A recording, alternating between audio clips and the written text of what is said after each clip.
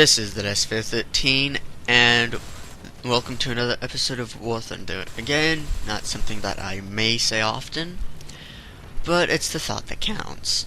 Now, apart from that slight voice crack, no one heard that, no one at all. My voice may be a little different. I have a stuffy nose, and I'm feeling fine.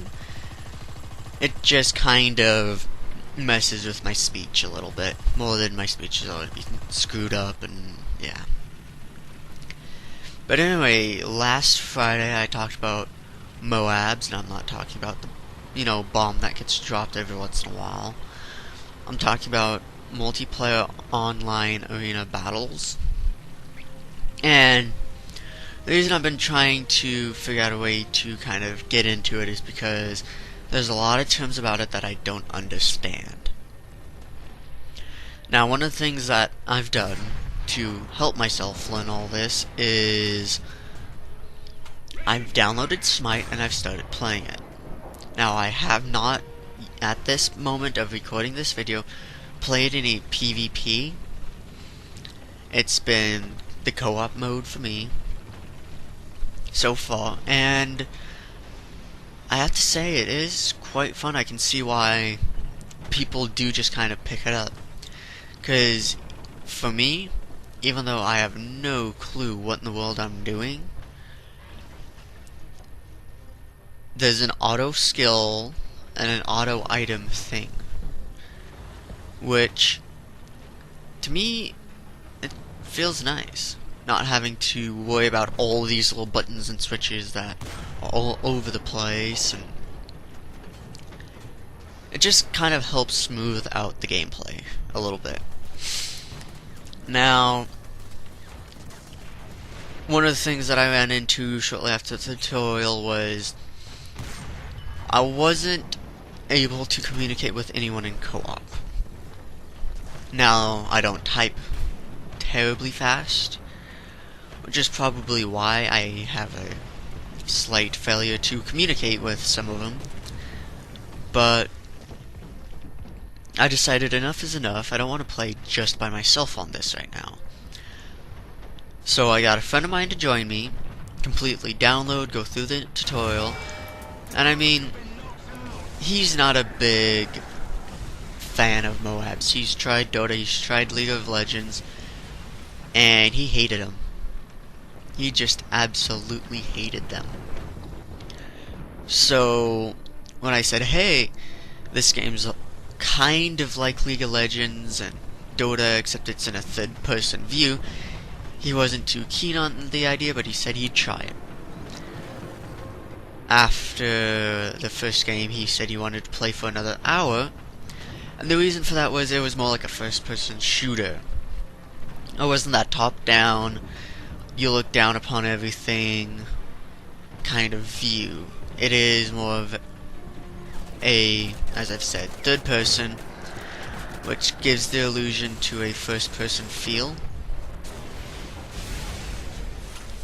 which will allow people to connect with the game more. Because one of the most known games that I've seen around the internet is Call of Duty, whether it's Black Ops, Modern Warfare, because whether it's through their deal with Doritos, a Mountain Dew, Call of Duty seems to be a massive game. And because of how widespread and known that first-person shooter is, going third-person in a Moab really does make quite a lot of sense. It doesn't say, okay, here's a completely different kind of game, learn it. It says, here's a game that's different, but because the perspective is similar, with a similar kind of aspect where you have to aim everything yourself, there is no lock-on target. If you are playing as Raw in Smite, you can't just go sunbeam and it follow one of the players. It goes in a straight line from you, which, don't get me wrong, that seems like a really good thing, but sometimes it can be hard and difficult, because if you're not leading properly, you miss. Well, if you learn how to play the game, you lead it properly, and you get a ton and ton of reward for doing so. And because of that reward system and how you basically gain power throughout these games, it gives you more of an instant gratification than, for example, World of Tanks. In World of Tanks, you have to grind through tanks repeatedly to get to the next gun, the next engine, the next set of tracks. You do the same for War Thunder, whether it's a new drivetrain, a new... what would it be? Aiming? No, it wouldn't be aiming. I'll go with something different. Whether it's parts, fire prevention, you have to wait until after the battle. Well, in these Moabs, while you are still in the battle, you get temporary buffs to that character. Everyone starts off at level 0, and you slowly build up through the game. Now, at first, it kind of threw me off massively because I wasn't expecting it. I was expecting to go, okay, so I play this game for a little bit, get out, buff it up a little bit, go back in, have some more fun, and when I finally get killed off, I go back to the main menu, buff it up again, and just repeat that cycle. Well, that's not how it works. What it does is, like I've been saying, you level up as you go through that game. If you get a speed boost in a game, that does not transfer over. In fact, when you start off, some of the NPCs, these weak NPCs called minions, could easily kill you. But as the game goes on further and further and further, you get stronger, your character gets more health, you level up more, the more kills you get, the bigger the reward you get. I mean, for that instant gratification, it is right there. Now, the downside to it is, as the game goes on and on and on, you do have infinite respawns. However, the time to respawn extends. So at the beginning of the match, you could go out, die, 5 seconds, you're back in.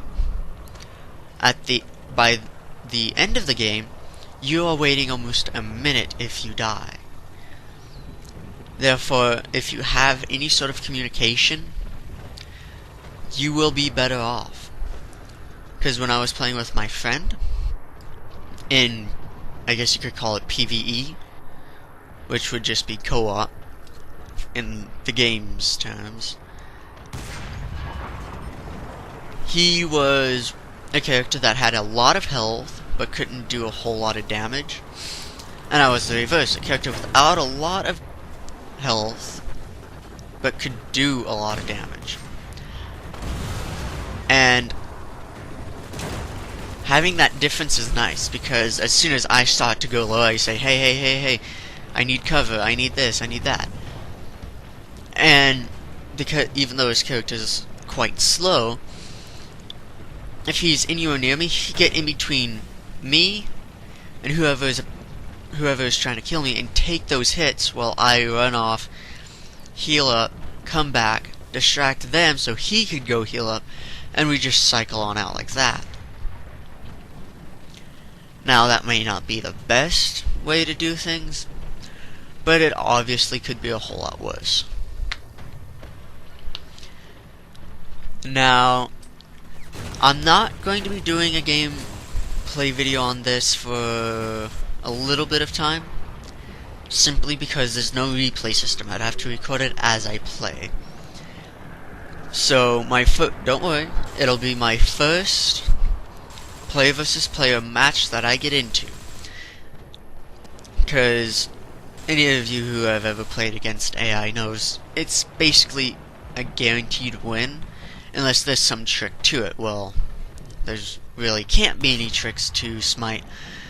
Otherwise, people would go, hey, this isn't fair, and rage quit and go to more known games, I guess, like League of Legends. So, I'm hoping to get some replay of this by this Friday, so I can show you guys. And who knows, I might just be able to get all that in a live stream. So, if you ever want to check out my Twitch channel, link is in the description. And if you follow it, it'll give you a notification saying, hey, I'm live streaming. If you want to come check it out, you can.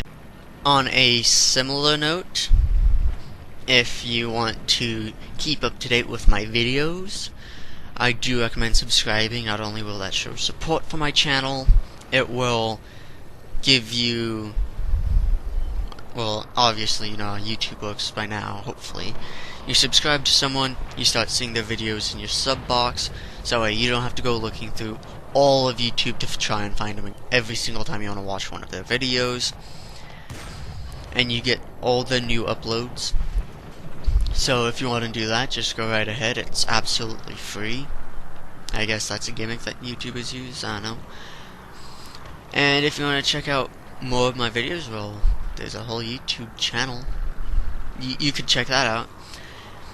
And if you are here because you heard of me starting to get into Smite, or so on and so forth, just wait for the second video after this one, and it should be here. Likewise, if you enjoy any of my videos, I do recommend liking and sharing them. It does help out the channel. It helps me be able to put more time into these videos, that way I can put more of these videos out for you guys. And if you want to see more of my videos, or you're not quite sure on whether or not you should hit that subscribe button, but you are very, very tempted, I do recommend going and watching more of my videos. It not only will that show you what I'm like, it'll give you a heads up as to what I kind of talk about and how I talk, and you can really decide from there whether or not you want to subscribe. I probably should have mentioned all that first. And if you ever want to get into contact with me, there is a link in the description for my Facebook.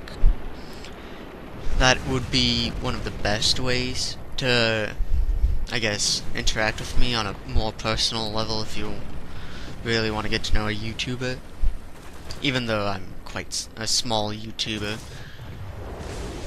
And if you aren't quite satisfied with this War Thunder replay, there's a email in the description, thedeathsphere13@gmail.com, and just send your replays out.